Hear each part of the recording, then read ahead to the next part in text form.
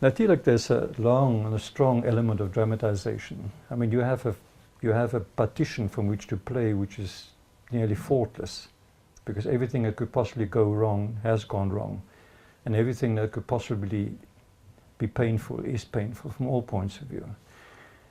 To get people, even if people are given bursaries by American universities, young bright students in occupied territory, to get them out of the country becomes impossible. Ultimately they lose the bursaries because they can't get the necessary permits to go out. The only way they can go out would be through Tel Aviv or something like that.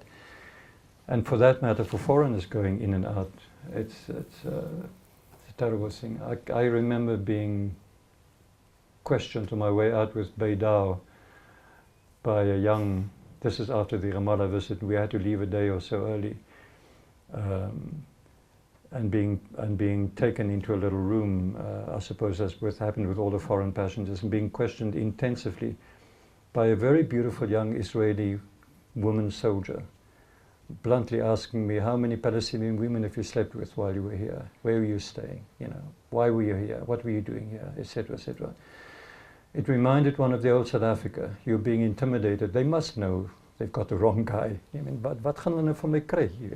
But just a sense, there's a kind of a cruelty involved. Just letting you know, ons kan julle rondfok net soos ons lus om julle rond te fok. You know, that kind of thing, which is sad for the person doing it, of course, as well. Because this is a wonderful, lovely young woman who's doing a military service. One sometimes forget how scarred these young people must be.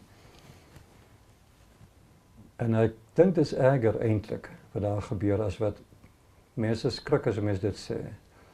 Want wat hier gebeur en wat hier gebeur het en wat nou weer gebeur is tot 'n mate, mense dink dis onvergelykbaar. Maar tot 'n mate kan 'n mens eintlik sê dat wat gebeur in die besette gebiede en in die wisselwerking of die skeidslyne, die muur, daai muur van skande tussen die twee en die oorgange, is op 'n manier erger eintlik as wat hier gebeur het. It's smaller, the people are far more closely related, they know one another, they speak the same language to a large extent, they speak both Hebrew and Arabic. They've known each other under all kinds of different circumstances. Their lives are very much the same, poor and rich, same kind of demarcation to a certain extent. The olive tree is as important, salt is as important, hospitality is as important, the sense of humor is as important, and there's a close-up in-your-faceness of it all. When you're right up there, staring the other person in the eye and stopping that person from getting out from one part of the so-called Palestine or Palestinian territory to another part of the Palestinian territory. Dit moet baie lesse nalat ook aan die soldate wat daarbij betrokken is, die jong soldate wat hulle dienstplig doen, wat daai soort van ding moet doen. One more poem en dan praat ons. De 4. 4. Okay. Dans ce qui reste de l'aube, je sors de mon enveloppe. Dans ce qui reste de la nuit, j'entends en moi résonner les pas. Salut, lui qui partage avec moi la conscience de l'ivresse de lumière du papillon dans ce tunnel d'obscurité. Salut, lui qui partage mon verre dans le fossé de la nuit que deux vides survolent. Salut, salut l'écho de mon apparition. Mes amis peaufinent une fête d'adieu, une thébaïde reposant dans la fraîcheur des chênes, une épitaphe de marbre pour ciseler le temps. Et toujours je les précède, à l'instant de combler la terre, car qui est vraiment mort? Qui? En in wat oorbly van die dagbreek, loop ek na my buitenste. En in wat oorbly van die nag, hoor ek die klank van voetstappe in my. Gegroet, hy wat met my bewustzijn deel van die donkerskap van lig, van die vlinder en die tunnelduisternis. Gegroet, hy wat my glas met my deel in die sloot van die nag, wat twee ruimtes oorvleuel. Gegroet, gegroet die naklank van my verskyning.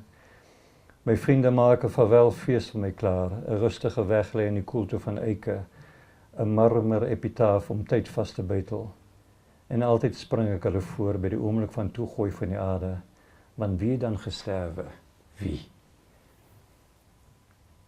And in what is left of daybreak, I walk towards outside.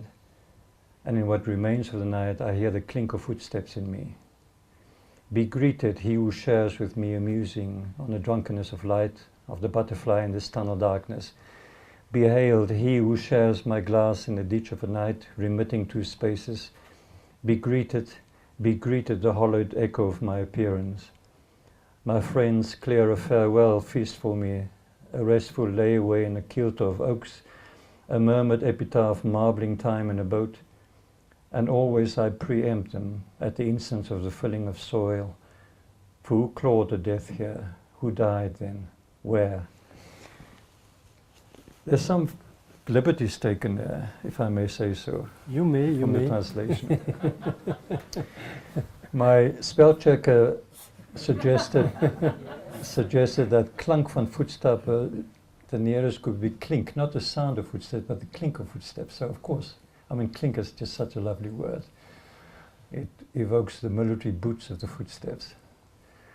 Had I been a translator, had I been a well-trained and an obedient and following the rules translator, had I managed to find myself a job at the University of Johannesburg in the Afrikaans department, translating, I probably should have done it by translating it as the sound of footsteps, but I think klink is not. Gegroet. He who shares with me a musing. Hy wat met my bewussyn deel. Okay. Gegroet, hy wat met 'n glas met my deel. He who shares my glass in die sloot van 'n nag in the ditch of a night, wat twee ruimtes oorvleuel, remitting two spaces. Well, I'm not going to blame the spell checker here. I think that's something else that happened there. Gegroet, die naklank van my verskyning.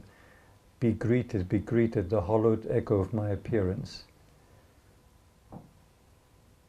Ek dink nogal dit werk beter in Engels. The hollowed echo.